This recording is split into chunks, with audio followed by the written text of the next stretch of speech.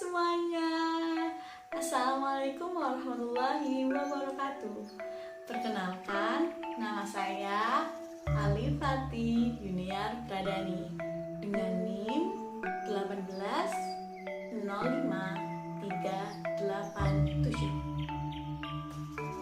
Ya, sekolah pastinya mengajarkan tentang bagaimana kita berperilaku baik di hadapan sosial.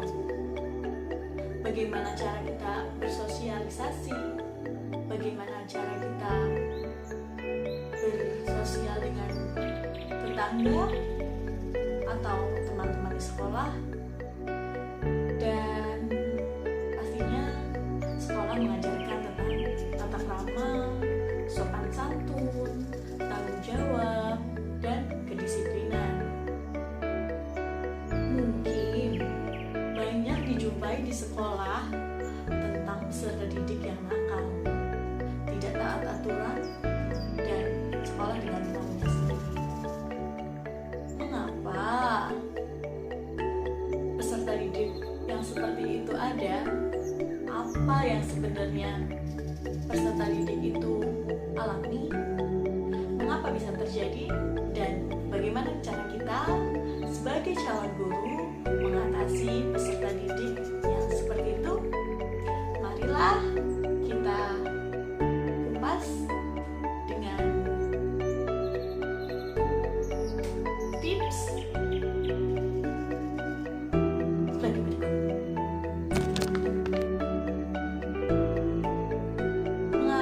Mengatasi seperti itu, ya, saya akan membantu mencari jawaban itu dan akan memberi tips bagaimana kita sebagai calon guru mengatasi masalah tersebut.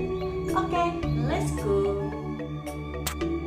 Semua pengelolaan kelas sudah diatur dalam Undang-Undang Sistem Pendidikan Nasional Nomor 20 Tahun 2003 pada pasal 3 yang menyebutkan bahwa pendidikan nasional berfungsi mengembangkan kemampuan dan membentuk watak serta peradaban bangsa yang bermartabat dalam rangka mencerdaskan kehidupan bangsa, bertujuan untuk berkembangnya potensi peserta didik agar menjadi manusia yang beriman dan bertakwa kepada Tuhan Yang Maha Esa, berakhlak mulia, sehat, berilmu, cakap, kreatif, mandiri, dan menjadi warga negara yang demokratif serta bertanggung jawab.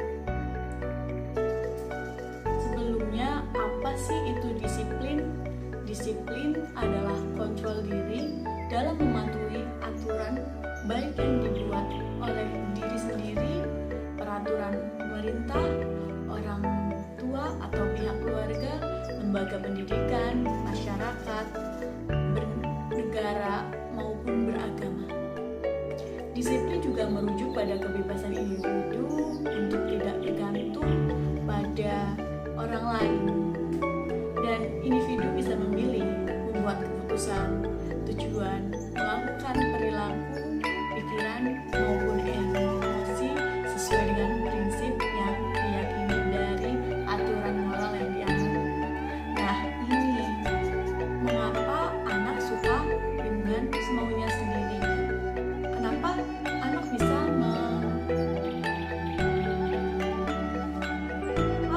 bisa tidak menuruti aturan yang sudah berlaku? Karena di sini disiplin itu merujuk pada kebebasan individu untuk tidak bergantung dengan orang lain, dan itu adalah prinsip diri sendiri. Jadi mungkin anak tersebut tidak cocok dengan apa yang kita buat, apa yang sekolah buat, aturan yang dibuat, dan dia akan melakukannya dengan semau sendiri. Namun sebagai calon guru tidak usah bingung, kita bisa meluruskan agar si anak tetap di jalan yang baik dengan aturan yang berlaku. Nah, itu dari disiplin. Sekarang istilah kedisiplinan. Istilah kedisiplinan memiliki makna yang beragam.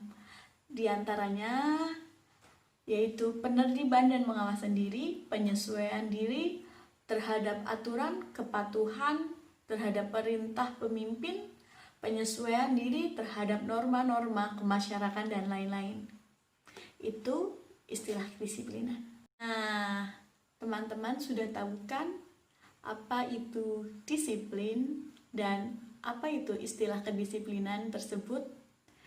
Baik, selanjutnya saya akan memberitahu cara mengatasi masalah disiplin di sekolah terhadap siswa. Oke, ini dia. Yang pertama, atasi dengan melakukan pendekatan kepada siswa. Hal pertama yang dilakukan untuk mengatasi masalah disiplin sekolah yang dilanggar oleh siswa adalah melalui pendekatan. Cara ini dirasa cukup efektif untuk mengali penyebab para siswa melanggar peraturan dan disiplin tersebut. Dengan mengetahui penyebab siswa tidak disiplin di sekolah, maka akan lebih mudah pula untuk melakukan pembinaan kepada anak yang nakal dengan metode yang sama pula. Pendekatan secara emosional ini biasanya dilakukan pada pusat konseling yang dilakukan kepada guru BK. Tindakan ini juga bermanfaat sebagai cara menumbuhkan rasa percaya diri pada siswa untuk bisa menerapkan sikap disiplin di dalam dirinya. Yang kedua, bekerja sama dengan orang tua. Tidak cukup hanya dengan menegakkan peraturan sekolah dan melakukan pembinaan kepada anak yang nakal dengan melakukan konseling dengan guru BK, dibutuhkan juga peran orang tua di dalamnya untuk melakukan pembinaan kepada anak tersebut. Kenakalan yang terjadi pada anak juga dipengaruhi oleh lingkungan di luar sekolah, seperti faktor akibat pergaulan bebas di kalangan pelajar atau masalah dalam keluarga itu sendiri yang mempengaruhi perilaku dan psikologis anak, seperti pada dampak broken home terhadap anak. Yang ketiga, menumbuhkan kesadaran siswa akan pentingnya kedisiplinan. Tindakan ini bisa dilakukan dengan cara penyuluhan, pengertian, dan pembinaan kepada siswa dan siswi di sekolah. Hal ini bertujuan untuk menumbuhkan kesadaran siswa untuk mau mematuhi peraturan sekolah dan mendisiplin diri. Siswa harus tahu manfaat dari peraturan yang dibuat. Harus sadar kenapa kedisiplinan diri itu sangat penting. Selanjutnya yang keempat, yaitu memberlakukan sanksi terhadap pelanggaran secara konsisten. Sanksi atas pelanggaran yang dilakukan memang telah ditetapkan. Hanya saja terkadang sanksi ini tidak berjalan sebagaimana mestinya. Pada saat-saat tertentu saja sehingga peserta didik itu lengah terhadap sanksi tersebut. Oleh karena itu, jika sanksi telah dibuat, tetapkan sanksi tersebut secara konsisten kepada siswa yang melanggar. Dengan berjalannya sanksi dengan ketat terhadap pelanggaran yang dilakukan siswa, maka secara perlahan kita bisa menumbuhkan disiplin dalam diri siswa itu sendiri. 5. Perhatikan jenis sanksi yang diterapkan. Setelah kita membuat sanksi secara konsisten, perhatikan juga jenis sanksi yang akan diterapkan kepada siswa yang melanggar. Hukuman yang terlalu keras kepada siswa justru bisa memberi efek negatif kepada siswa. Bukannya malah semakin taat peraturan, justru siswa akan mendapat hukuman dengan keras, bisa menjadi kenakalannya menjadi-jadi. Terlebih hukuman berbentuk kekerasan fisik yang masih saja terjadi dalam lingkungan pendidikan. Nah, jenis yang baik itu adalah mengasah soft skill siswa tersebut agar siswa tersebut khilaf dan tidak akan melakukannya kembali. Yang keenam, yaitu hindari menindaklanjuti siswa yang melanggar peraturan di dalam kelas. Karena hal ini bisa mengganggu kegiatan belajar mengajar, dan siswa tersebut juga kehilangan jam belajarnya. Jadi bisa dilakukan setelah pulang sekolah untuk menindaklanjuti siswa yang tidak taat aturan. Ketujuh, mencap siswa dengan label yang buruk. Seringkali terjadi karena guru sudah bad mood, sudah marah dengan siswa tersebut, lalu guru mengucapkan kata-kata yang kurang enak dan ternyata itu negatif, dan mengecap siswa tersebut dengan seenaknya sendiri, seperti kamu bodoh, kamu lambat, karena kamu anak bandel, pembolos, atau yang lainnya. Seperti itu sebenarnya lebih baik tidak dilakukan karena akan mengecap di hati siswa, dan siswa akan berpikir seperti bagaimana apa yang diucapkan gurunya itu ternyata benar. Aku pemalas, aku bandel, aku pembohong. Nah, dimana dengan label yang diberikan tersebut, siswa malah menganggap kenakalan yang ia lakukan adalah bagian dari dirinya, sehingga ia akan terus melakukan kenakalan tersebut secara terus-menerus. Dan yang terakhir, yaitu yang kedelapan, terapkan hukuman dengan tepat. Pemberian hukuman kepada siswa juga harus dipergunakan dengan tepat.